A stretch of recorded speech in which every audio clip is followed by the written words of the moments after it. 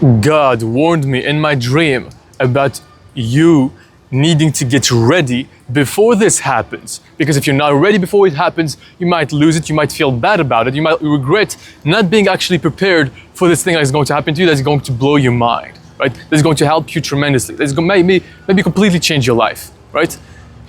I had this in my dream, and I had Bible confirmations, some Bible verses that tell you, okay, this is not from me, this is from God, right? And if you're new here, welcome. My name is Ivaldi, Sako. I just help you here become everything God created you to be, become truly free and successful with Christ, right? Become everything He made you to be.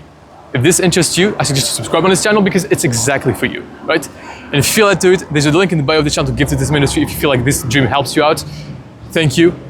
And let's get into the dream. So I first saw, by the way, there might be a section of the dream that speaks to you more than others, so it's very important that you stick until the end of the dream, right? You listen to the entirety of the dream so that you know what God is actually speaking to you. Maybe the first part doesn't speak to you, maybe the next part is going to speak to you tremendously. So in the first part, I saw a man, which can represent a man or a woman, which can be you, in a great park, possibly Central Park, right? Like just a big park, like maybe in New York, right? The Central Park of New York. And this man saw Mr. Beast, the YouTuber, right? One of the biggest YouTuber, maybe the biggest actually, giving out gifts. He was giving out gifts with his team and filming that, right? And surprisingly, Mr. Beast notices this man, even from very far, right? Very far away. And he comes up to him with his team and he gives him a gift. The gift itself isn't really impressive. It's like, oh, okay, oh, thank you, right? Like, it's like, I don't know what it was, like maybe some like normal toys or something to eat, I don't know. And this was not the good thing right, about the gift, but the man was feeling excited just to be on camera on his channel, right? And to be noticed. But when Mr. Beast asked him a question or two, the man tries to be interesting and he's caught off guard, like he's not ready. He's like saying some things, not being natural, not necessarily like knowing what to say, and he's like caught off guard, right? And there are also guys from his past that are on the team of Mr. Beast or maybe around him, like helping him in some way, and they are laughing at this man. And so he walks away unsatisfied with how he handled himself, right? He kind of like regrets, like, I should have not said that, I should have like acted better or be more natural or something like that. What could this mean? This may reflect a divine opportunity for visibility, maybe a chance to be seen, chosen, launched into influence, but it comes unexpectedly and your lack of readiness, of preparation, robs you of the full blessing. This is a call to prepare now, right? For what you've been praying for. You may think that the gift isn't amazing, but the real gift is the platform and the exposure, the open door, right? And the presence of mockers from your past shows the inner doubt. Maybe like, am I ready for this? Like, what are going people say about me, right? Will I embarrass myself? You may have these doubts. You must like just eliminate the doubts and be fully stepping into your new self to be able to become who God made you to be and be ready on this new launch, on this new opportunity that's coming for you. In Luke 12:40, it says, you also must be ready because the Son of Man will come at an hour when you do not expect him. In Proverbs 18:16, it says, a man's gift makes room for him and brings him before great men. 1 Corinthians 1:27, God chose the foolish things of the world to shame the wise. Second part of the dream. Then the man was back at his parents' house. He hears his aunt arriving from outside with his mom, possibly his mom's sister or his mom's cousin or an extended cousin, something like that. And she brings boxes of medication. And she insists on the man taking them, even though he's not sick, even though he doesn't want to take them. And she says, you have to take these before 2027 or before you're 27. I'm not sure which one it was. Maybe it was both because the man is born in 2000 and the boxes are large and impractical and he doesn't want them but he doesn't like want to like say no. He almost cannot say no because she's like just like forcing it. And so he keeps them in his room. What could this mean? And by the way, this could mean like maybe God gives you an idea of what this means while you listen to this dream, right? Write it down so that you cannot just not forget it and apply the interpretation of it so that you can actually, not have the consequences of what this warning could be warning you of. Hope this makes sense. So the scene is about external expectations and generational pressure. The medication may represent advice, expectation, or fixes to your problems that you may not necessarily have, right? Maybe I just came up with this, I just had this idea that people are telling you, get a job, you have this problem, you don't have a job. Well, actually you're making money in another way. It's not a job yet, but you're making money. So you don't really have the problem that they think you have.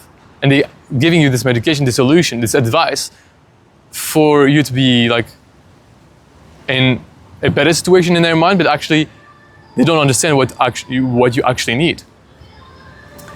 And this may represent a fix, right? The medication can represent fixes for your problem that others think that you have or should prepare just in case, right? Just like take this and just in case, like we never know. Just take this job just in case. And the fact that you don't feel sick but are still given medicine shows the disconnect between what you need and what others think you need. And in Galatians 5:1, it says, "It is for freedom that Christ has set us free. Do not let yourself be burdened again by a yoke of slavery." Proverbs 29:25 says, "The fear of man lays a snare, but whoever trusts in the Lord is safe." Isaiah 55:8-9 says, "For my thoughts are not your thoughts, neither are your ways my ways, declares the Lord." I think this is pretty obvious, the meaning of that, right? You have a meaning, the first one that came to mind, this is the right one. Then if you think too much about it, you have doubts about this first thought, and this might be the enemy trying to steal this first idea that God placed in your heart right now. In the third part of the dream, the man is with his cousins, and they are roller skating or about to roller skate, and they have roller skates like just in front of him. And so he decides to roller skates with his cousin. And they are roller skating, but which is something he enjoys, right? And at first he cannot join, he just doesn't allow himself, maybe due to time or responsibility. Eventually he does. And then he goes very fast, right? Roller skating very fast. And he enjoys it a lot. But then it becomes hard for him to stop. Almost like he's got momentum and he's like he can't stop now. Like he needs to stop, he should stop, but he cannot really stop. This may show the tension between freedom and control. There's joy in the flow and letting go, right? But once you start moving, it's hard to manage with the momentum, right? It could also reflect your concern with overcommitting emotionally or spiritually to a certain path. Once you're all in, you're very much all in, right? But then, how do you slow down, right? How do you set boundaries? So this may be like this little struggle. It may show also a fear of losing control. Once you give yourself permission to enjoy or pursue something fully, how do you stop then, right? How can you go back to this old life? Maybe you don't need to, right? Or maybe you need to find the balance. Maybe you need to find the way to be able to still have the momentum and be okay with the lack of control. Be okay with just not needing to go back to a normal life. Ecclesiastes 7:18 says, "The one who fears God will avoid all extremes." Maybe it's not good for you to just enjoy something that's not necessarily your calling, right? The roller skates may be something you enjoy, but not necessarily your calling. It can be your calling though. But it can be just some hobby that you really love and that you need, right? You need this exhilarating feeling, this momentum, this feeling of liked and stuff. I like roller skates, right? So I didn't roller skate for a long time. Maybe I need to get back to something that I like doing that's going to give me maybe inspiration. While I do this, maybe I'm going to feel so much more relaxed and be able to do better on my actual job, right? Which is recording videos for you guys. And 1 Corinthians 9:25, everyone who competes in the games goes into strict training. Proverbs 25:28, like a city whose walls are broken through is a person who lacks self-control. So if you go and you just have a little bit of fun, make sure you have a schedule to be able to put yourself back on the right track and not lose yourself. Especially if you have right now a new opportunity, a new job that is maybe entrepreneurship, you may be your own boss, and you can spend however much time you want roller skating. But it may not be beneficial for you to roller skate all the time. Maybe allow yourself this specific time during the week to do it, and then get back on working, right? And doing what God wants you to do. He maybe wants you to enjoy a little bit and also work. There is a time for everything under heaven, right? And here are the action steps I think you can take from this dream. And by the way, if this dream speaks to you, if you feel like it's actually helping you out, there's a link in the bio of the channel to give to this ministry. It helps so much. And when you give to this ministry, I believe God is actually giving me more dreams to actually help you more. Like this, like you give me money, you give money to the ministry because everything is basically reinvested. I just bought a new tripod because the last one broke. And I'm just like trying to do everything that God wants me to do to help you guys as much as possible. So everything is reinvested literally to you. But also when you give, you also have this like shift in your mind. I know when I give, I have this shift in my mind of abundance. This is what you must give. Not only here, give to the poor, right? But if you feel like God is helping you through this, help to keep this going. And don't forget to subscribe to not miss the next one, because if God speaks to you through me, I believe He wants you to listen to more of these videos, right? Watch more of these videos so that He can tell you what you need to hear to be able to do His will. Here are the 5 action steps that I think you can take right now. 1, prepare in the spirit. Like the man caught off guard by Mr. Beast, begin preparing now for the spotlight, right? For the opportunity coming to you. You won't always have a warning. God is warning you right now. Prepare now. You don't know when the thief is going to come into the house, right? You don't know when the opportunity is going to come to you. You gotta be ready. 2, discern external advice. Just because others bring medicine doesn't mean you're sick, right? It doesn't mean you have a problem. Test every suggestion by the Spirit, right? Carry only what God gives you. Just take the thing that God gives you, the thing that is necessary for you. If you actually need something, okay, take this. If people give you something, even though you don't need it, you don't need to take it. 3, balance passion with discipline. Balance hobby with discipline. Freedom is beautiful. Freedom is awesome. Freedom, you need to enjoy it, right? It's God giving you this freedom for a reason. You can use it. Don't be like ashamed to use it and to enjoy your life, but also have discipline, right? Spiritual maturity is knowing how to stop, right? Pause and realign even when things are going fast. And don't fear the spotlight.